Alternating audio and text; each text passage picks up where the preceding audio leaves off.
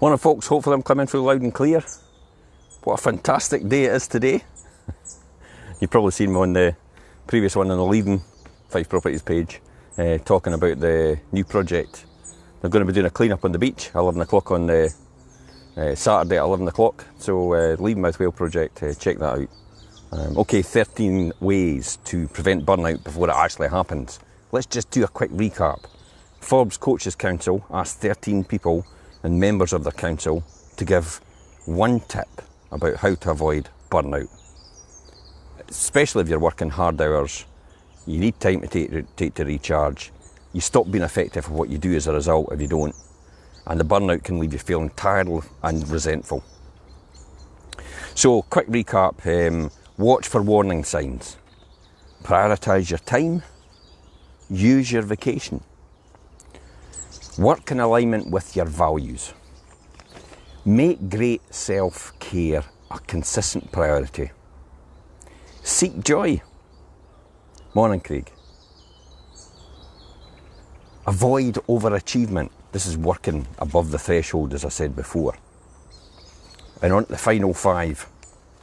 So Tim Windhoff of Windhoff Career Services actually says, draw strong boundaries.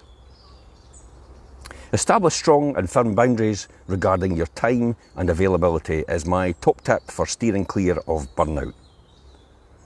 Are you one of the group who's always available for everyone else regardless of how busy your own schedule is? I feel like it's a therapy session. Are you always taking a weekend assignments? This may make you very popular with peer and supervisors, but having no boundaries can fuel your quick burnout. I get that completely. I mean, at some point, we've talked about it before, you have to actually say no to certain things. I got a call from a friend who's actually starting the East Nuke Salt Company, and he says, look, Jim, is there any chance we could reschedule to another day? And I says, that's fine with me. But he realised that he had to fit someone else in. I don't have a problem with that at all because it's a big customer to him and I appreciate that. So, quite happy. I'll move my time. I realise it's going to put pressure on you, me trying to stick to that time. So I've accommodated him. That's brilliant. And I want to wish him every success. Please check out the East Nuke Salt Company. Damien, Darren is a fantastic guy, and he's going to be relocating his business close by. So we're looking forward to that, and I'll do a wee talk up on him later in the weeks or month. So Cherie Nazim, the Centre for Executive Excellence, says, take a hard look in the mirror at yourself. Morning, Linda. The first step preventing burnout is to take a hard look in the mirror. How much of what you do is driven by your desire to maintain your reputation as a helpful or influential team member? Alternatively, do you have trouble letting go of control and trusting others will do the job to your standards? Either way, you need to get clear about when and where you're truly adding value. We have a brilliant mentor, Stephen Brown, one of the top influential people in property. So he talks about this all the time, and the fact that you need to take a hard look at where you're putting your resources. There is no point in doing something which you can delegate to someone else if your time is more importantly spent with possibly a high value client. That's the more important thing. If you're a frontline salesperson, you shouldn't really be concentrating on administration all the time. That's a key priority, I would say. Morning, Alana. Mashi Malik, the 1 minute coach.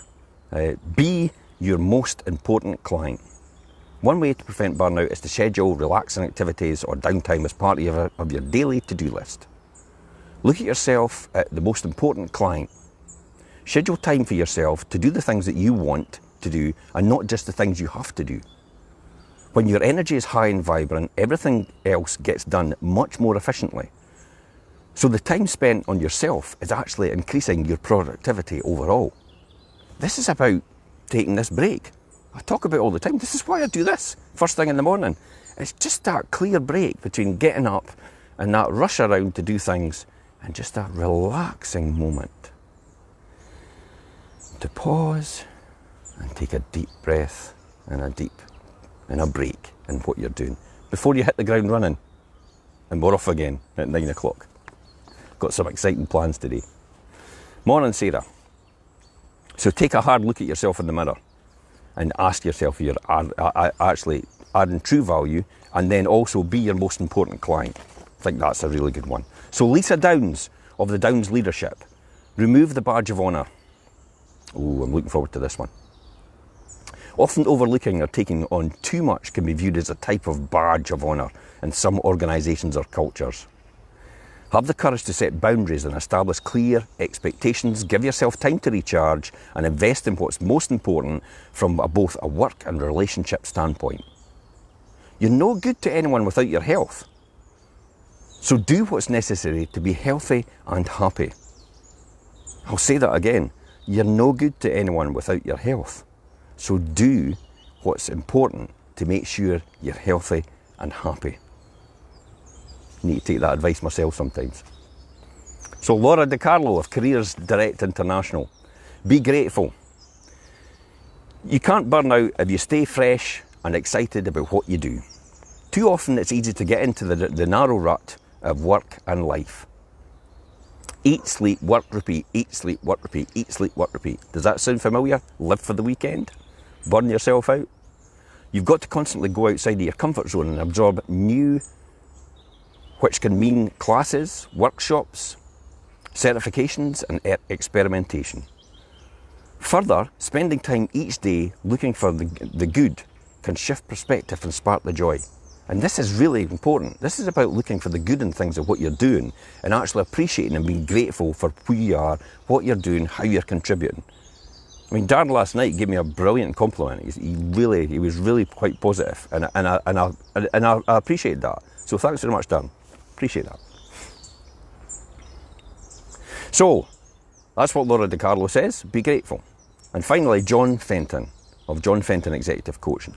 So take 5 minutes.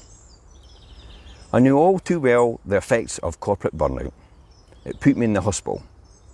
My advice: to start, take 5 minutes and breathe deeply, uncomfortably. Reflect on what matters to you most, and in those 5 minutes, reflect on what you appreciate most. Breathe into your gratitude and make sure you actually have 5 minutes. So do you have 5 minutes? Well, I think you do. Build on that foundation to centre your mind and focus you on your purpose. And that's probably for me the most important thing to do. It's not just 5 minutes, it's sometimes half an hour, it's sometimes 1 minute, sometimes 2 minutes. It's taking that time out to sharpen your axe. And we spoke about this before I finish. It's about making sure you've actually re-energised yourself and you're ready to take on the next challenge. And not continually burning yourself out, trying to work above your peak performance all the time, every time. Why do you think athletes always take a rest day in what they're doing? To make sure their body recovers to do it again. Why do you think athletes do certain types of training, and they do things like interval training, and then they do just normal jog training, and they do cross training in order to just make sure their body gets that rest and their mind gets that rest as well in what they're doing? So just be like an athlete. Take time out. Make sure you're ready to go for the next challenge. And I'll see you tomorrow at 7:30.